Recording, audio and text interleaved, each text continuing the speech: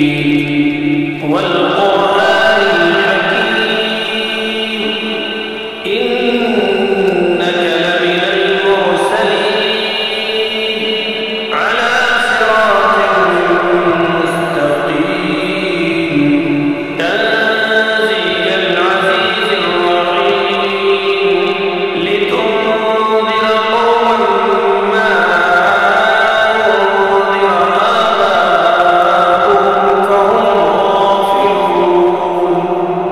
لقد حق القول على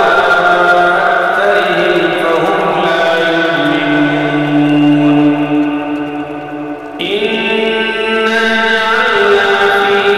أعناقهم أغلالا فهي إلى الأذقان فهم مقمحون وجعلنا من بين أيديهم سدا ومن خلفهم سدا فأغشيناهم فهم لا يبصرون وسواء عليهم أنذرتهم أم لم تنذرهم لا يؤمنون إنما تنذر من اتبع الذكر وخشي الرحمن بالغيب فبشره بمغفرة وأجر كريم إنا نحن نحيي الموتى ونكتب ما قدموا وآثارهم وكل شيء أحصيناه في إمام مبين واضرب لهم مثلا أصحاب القرية إذ جاءها المرسلون إذ أرسلنا إليهم اثنين فكذبوهما فعززنا بثالث فقالوا إنا إليكم مرسلون قالوا ما أنتم إلا بشر مثلنا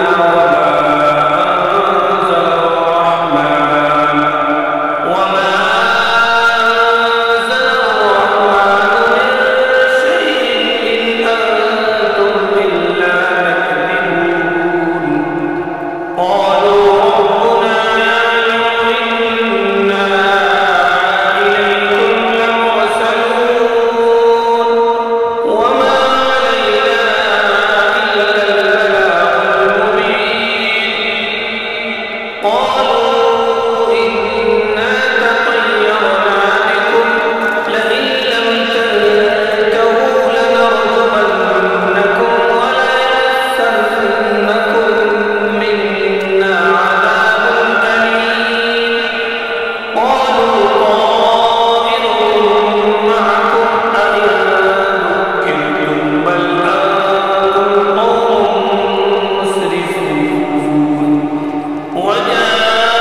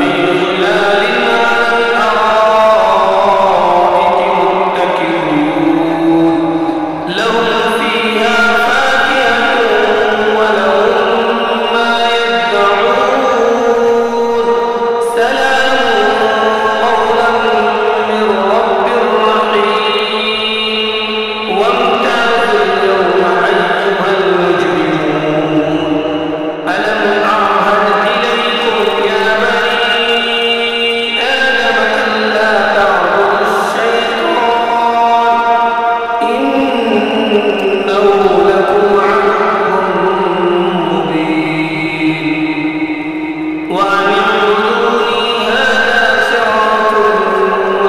مستقيم ولقد أضل منكم جبلا كثيرا أفلم تكونوا تعقلون هذه جهنم التي كنتم توعدون اصلوها اليوم بما كنتم تكفرون اليوم نختم على أفواههم وتكلمنا أيديهم وتشهد أرجلهم بما كانوا يكسبون ولو نشاء لطمسنا على أعينهم فاستبقوا الصراط فأنى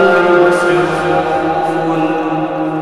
ولو نشاء لمسخناهم على مكانتهم فما استطاعوا مضيا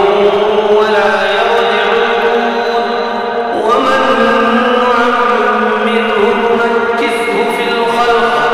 أفلا يعقلون وما علمناه الشعر وما ينبغي له